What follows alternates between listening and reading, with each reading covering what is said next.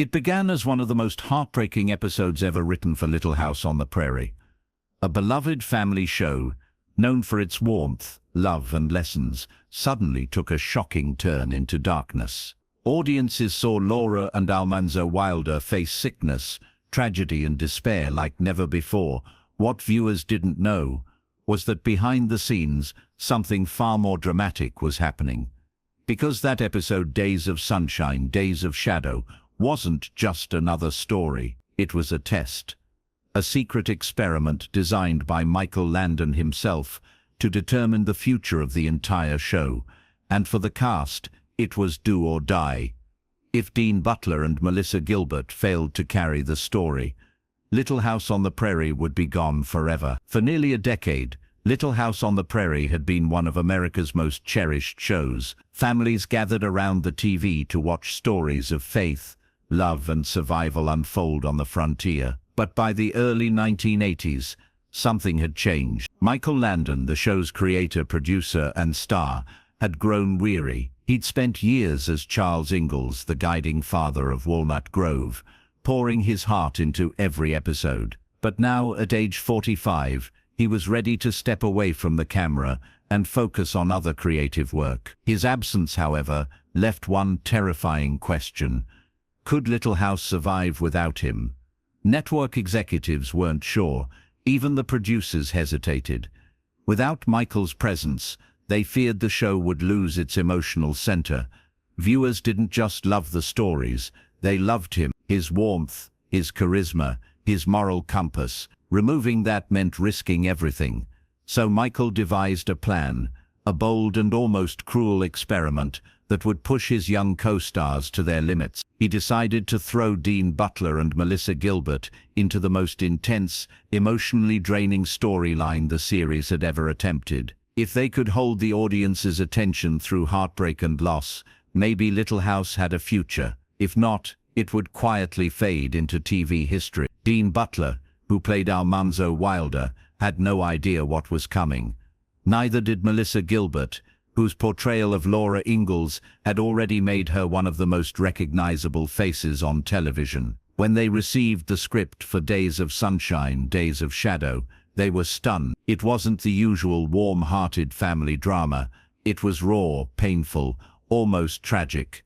In the two-part storyline, Almanzo falls deathly ill with diphtheria, a disease that leaves him weak and bedridden. As Laura struggles to nurse him back to health, a devastating stroke robs him of his strength, forcing him to confront helplessness for the first time. Just as he begins to recover, nature itself turns against them. A tornado rips through their home, destroying everything they've built together. It was relentless suffering, unlike anything Little House had shown before. But Michael Landon's goal was never just to shock the audience. He wanted to see something, whether the next generation of Little House stars could carry the emotional weight he'd once borne himself. As Dean Butler later recalled, Michael pulled him aside before filming began. He looked him in the eye and said something he would never forget. "Dean," he said, "we need to find out if you and Melissa can carry this." To Butler, it wasn't just a script, it was a test of his entire career. He and Melissa had been handed the future of a show that defined an era. And Michael wasn't making it easy.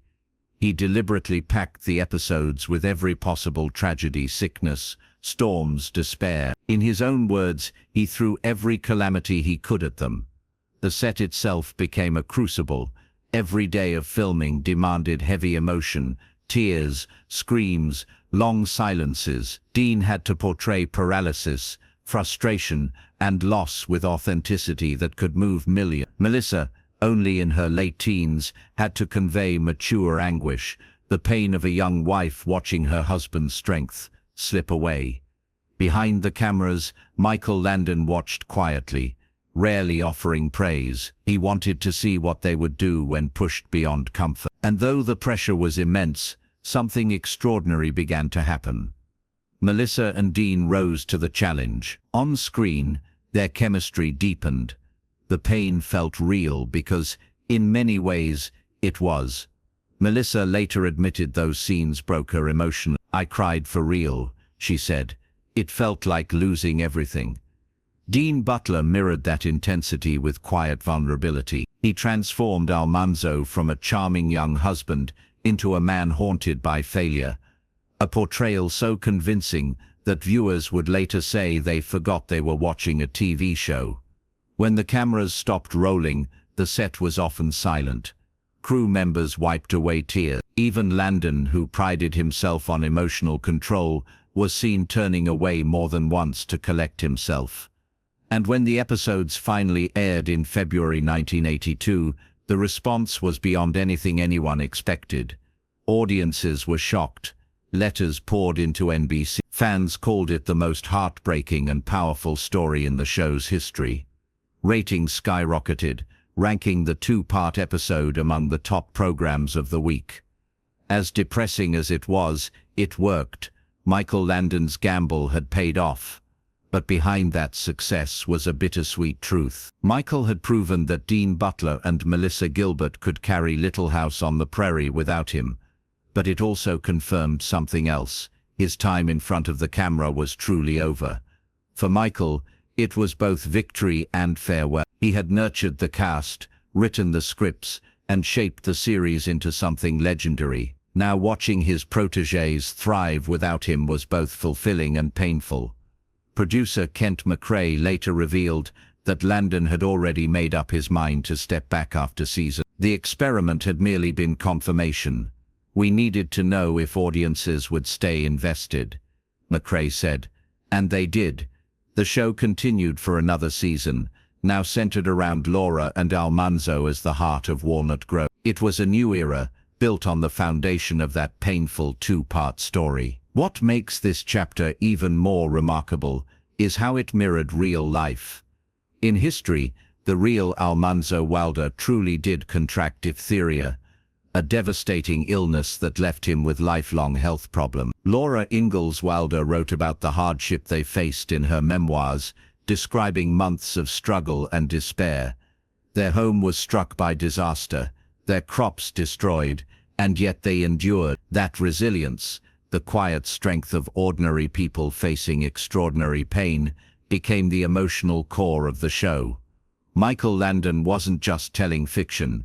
He was preserving history, capturing the spirit of survival that defined the American frontier. But in doing so, he was also shaping the destiny of his cast. For Dean Butler and Melissa Gilbert, it was no longer just acting. It was transformation. Dean would later describe that time as one of the hardest and most defining moments of his life. It was a lot of pressure, he admitted. But looking back, it made me who I am. The weight of expectation had nearly crushed him. But when he saw how the audience responded, when he realized that people truly believed in his portrayal, something inside him shifted. He wasn't just a supporting actor anymore. He was a leading man. Melissa Gilbert, too, found herself changed.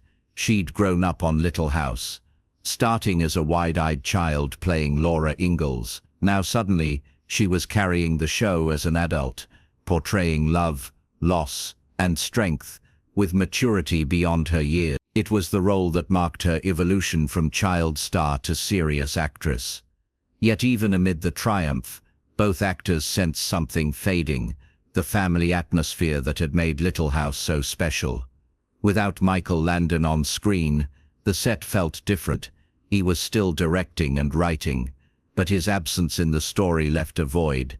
Cast members later said it was like losing the show's heartbeat. The next season tried to recapture the old magic, but the world was changing. Television audiences were shifting toward flashier, faster-paced dramas. Ratings began to waver. Still, Little House remained beloved by millions. Fans stayed loyal, tuning in for the comfort of its familiar faces and heartfelt lessons. For a time it seemed like the series might endure forever, but deep down everyone knew the end was coming. When Little House: The Final Farewell aired, it wasn't just the conclusion of a show, it was the closing of an era.